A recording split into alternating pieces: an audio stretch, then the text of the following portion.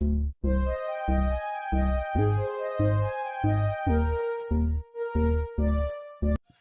Student, स्वागत है आपका आपके अपने यूट्यूब चैनल आर के स्टडी क्लासेज पर। तो स्टूडेंट, आज की वीडियो बहुत ही ज़्यादा इंपॉर्टेंट होने वाली है, क्योंकि आज की वीडियो में हम गॉस का प्रमेय पढ़ने वाले हैं। ठीक है, तो वीडियो को लास्ट तक देखना, बिल्कुल भी स्किप मत करना। तो हेडिंग लगा लेते हैं गॉस का प्रमेय। ठीक है, क्या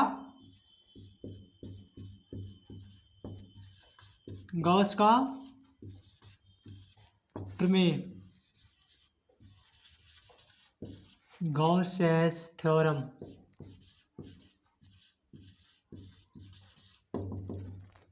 या अथवा गॉस का भी नियम कह सकते हो। ठीक है, गॉस का नियम यानी गॉसेज लॉ। ठीक है, अब देखना स्टूडेंट, ये गॉस का प्रमेय क्या है। तो गॉस का प्रमेय क्या है कि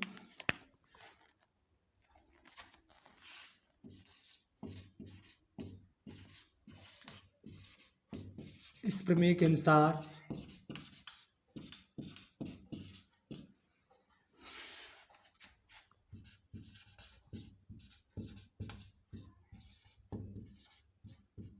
किसी बंद पृष्ठ से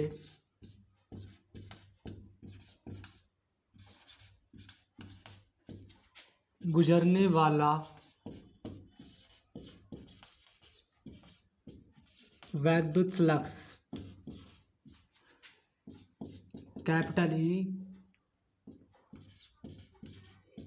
उस पृष्ठ से परिबद्ध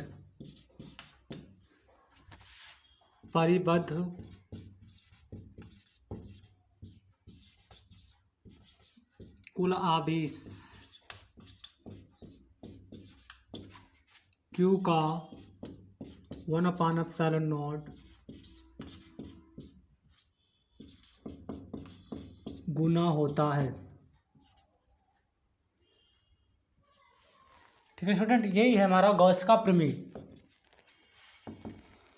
यानी गॉस का प्रमेय क्या है, इस प्रमेय के अनुसार किसी बंद पृष्ठ से गुजरने वाला वैद्युत फ्लक्स ही उस पृष्ठ से परिबद्ध कुल आवेश Q का 1/ε0 गुना होता है। ठीक है, होता क्या है, यानी किसी बंद पृष्ठ से होकर गुजरने वाला वैद्युत फ्लक्स इस पृष्ठ से परिबद्ध कुल आवेश का 1/ε0 गुना होता है। ठीक है, यही है हमारा गॉस का प्रमेय। ठीक है, अब बात करते हैं इसकी उपपत्ति की, इसकी प्रूफ की।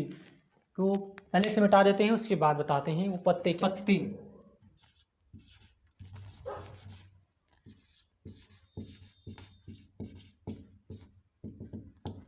ठीक है, इसके लिए एक फिगर ध्यान देते हैं। ठीक है, तुम्हारा ये फिगर हो गया, ये बना लेते हैं।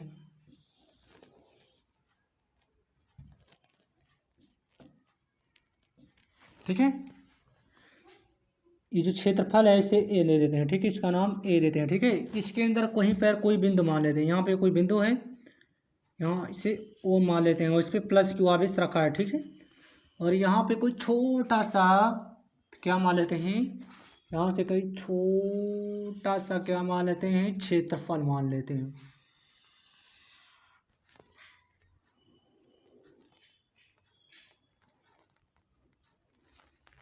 ठीक है स्टूडेंट, ये क्या हमारा इस मतलब इस क्षेत्रफल में छोटा सा बंद पृष्ठ में छोटा सा पृष्ठ क्षेत्रफल मान लेते हैं इतना। ठीक है, और इस बिंदु को इससे मिला देते हैं।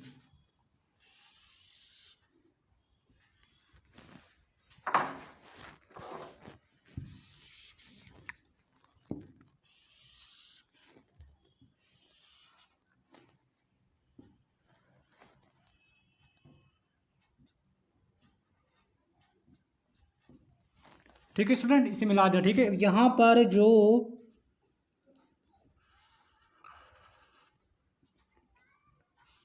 आर दूरी पर एक बिंदु पी है, यहाँ पर क्या है, पी है। ठीक है स्टूडेंट, कितनी दूरी पर,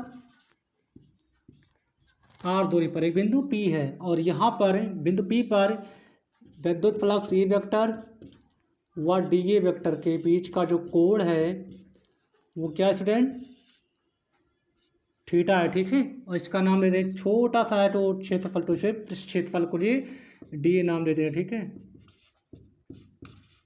पृष्ठ क्षेत्रफल।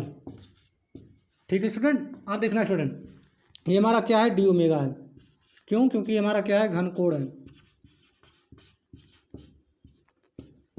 घनकोण क्या होता है, ठीक है सुन, घनकोण क्या होता है, किसी पृष्ठ क्षेत्रफल द्वारा गोले के केंद्र बनाए गए कोण को क्या कहते हैं, घनकोण कहते हैं। क्या, पृष्ठ क्षेत्रफल द्वारा, क्या पृष्ठ क्षेत्रफल द्वारा गोले के केंद्र पर, एक केंद्र हो गया, ठीक है, गोले के केंद्र पर बनाए गए कोण को घनकोण कहते हैं। ठीक, अब क्या करना है, यहाँ पे थोड़ी सी थ्योरी लिखनी है। थ्योरी क्या, यहाँ पे आप थोड़ी सी थ्योरी लिख सकते हो, जो मैंने यहाँ पे बनाया वैसे यहाँ पे लिखना है। ठीक है, क्या लिखना है, देखना स्टूडेंट। ठीक है, लिखना क्या है, माना कि ये हमारा एक बंद पृष्ठ है या गौसीय पृष्ठ। ठीक है, माना कि कोई बंद पृष्ठ या गौसीय पृष्ठ की कल्पना करते हैं, उसके अंदर कोई बिंदु ओ मान लेते हैं, उस पर प्लस यू आवेश उपस्थित है। ठीक है, यहाँ क्यू बिंदु से आर दूरी पर, मतलब पृष्ठ क्षेत्रफल पर एक बिंदु पी है, बिंदु पी पर विद्युत फ्लक्स ई वेक्टर तथा डी ए वेक्टर के बीच का जो कोण है वो थीटा है। ठीक है, इस अवस्था में पृष्ठ क्षेत्रफल द्वारा गुजरने वाला विद्युत फ्लक्स ज्ञात करना है, यानी डी ए क्षेत्रफल द्वारा पृष्ठ पर पृष्ठ क्षेत्रफल के द्वारा बिंदु ई वाले ई वेक्टर के, मतलब बिंदु पी पर विद्युत फ्लक्स ज्ञात करना। ठीक है, तो क्या लिखेंगे, यहाँ पे थोड़ा लिख देंगे। ठीक है, क्या लिखेंगे,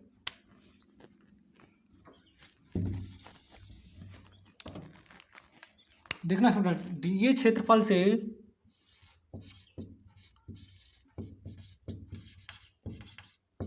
डी ए क्षेत्रफल से गुजरने वाला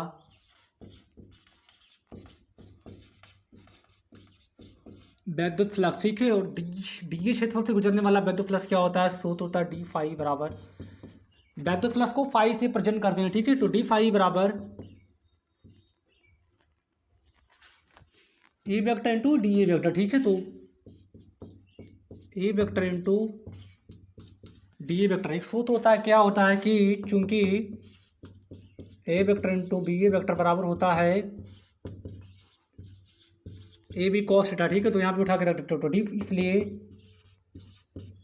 डी फाई बराबर क्या,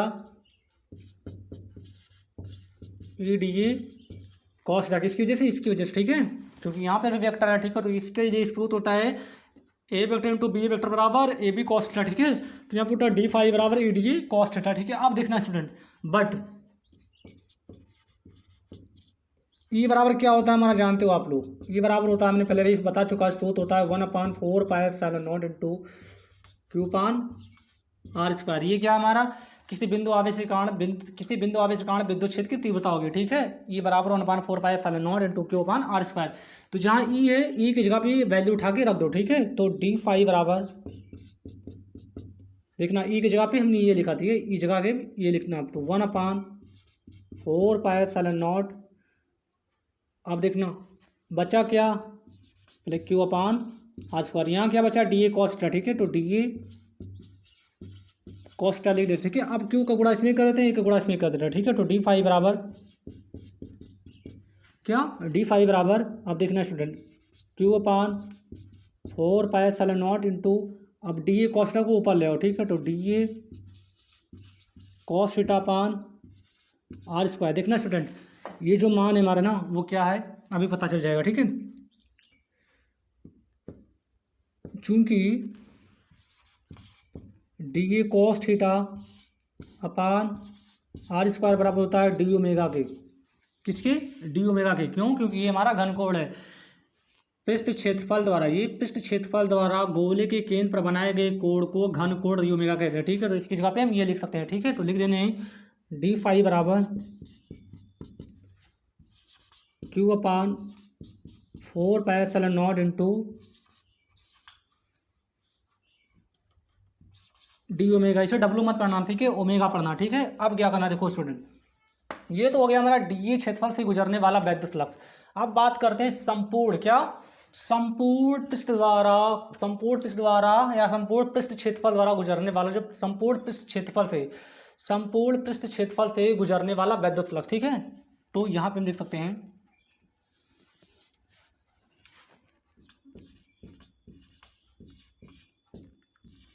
संपूर्ण पृष्ठ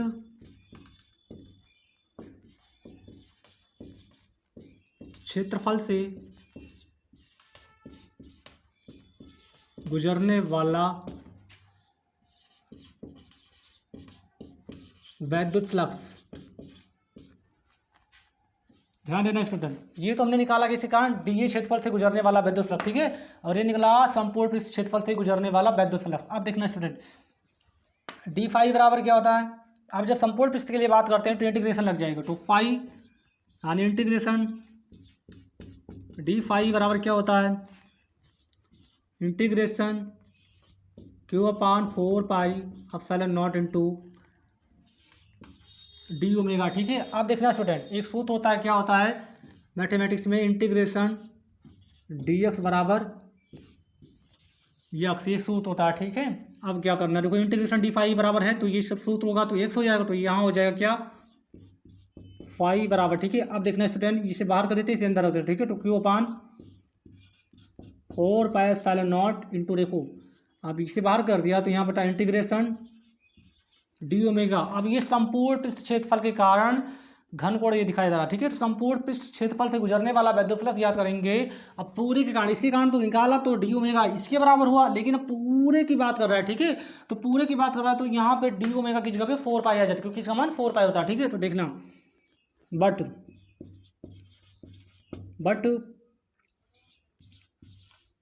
डी ओमेगा बराबर 4 पाई, ठीक। अब क्या करना है, जहाँ इंटीग्रेशन डी ओमेगा है वहाँ पे हम 4 पाई लिख सकते हैं, ठीक है, तो फाई बराबर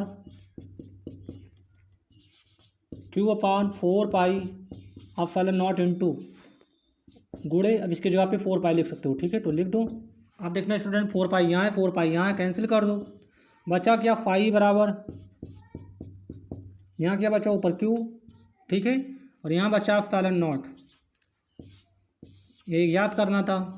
यहाँ पे इसे एक तरह से और लिख सकते हो, फाई बराबर यहाँ पे क्यू बाहर कर दो, Q into 1 upon epsilon not.